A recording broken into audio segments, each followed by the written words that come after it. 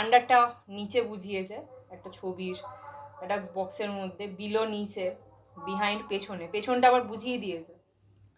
আচ্ছা, এরপর হচ্ছে বাই বা নেয়ার বা বিসাইড। বাইতে আমি বাই বলতে পারি, নেয়ার বলতে পারি, বিসাইড বলতে পারি। আর বাই কার, বাই বাস কিভাবে সেন্টেন্স ইউজ হবে অলরেডি আমার শেখানো আছে, রাইট? অনেকভাবেই করা আছে।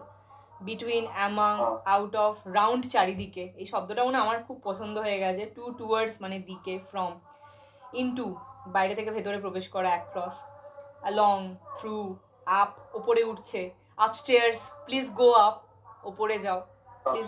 হ্যাঁ হ্যাঁ বলেছিলাম রাইট স্পোকেন ইংলিশ সেন্টেন্সের সেশনে। ইন ফ্রন্ট অফ সামনে, অ্যাওয়ে মানে দূরে, পাস্ট, অফ, দেখো অফের ব্যবহারটা খুব সুন্দর নিচে দেওয়া আছে। Point of time 2 o'clock, by 9 o'clock, since 8 o'clock। এই মাত্র আমি শেখালাম যে কখন অন হবে, কখন অ্যাট হবে, কখন ইন হবে। For 3 hours, before, after, until, until মানে পর্যন্ত, আর ফ্রম মানে থেকে। সো প্লিজ ইয়া, তো এটা তোমার হেল্প করবে পরবর্তীকালে। সো এইটা খুব সুন্দর দিয়েছে, তো এটা একটা ভালো ব্যাপার।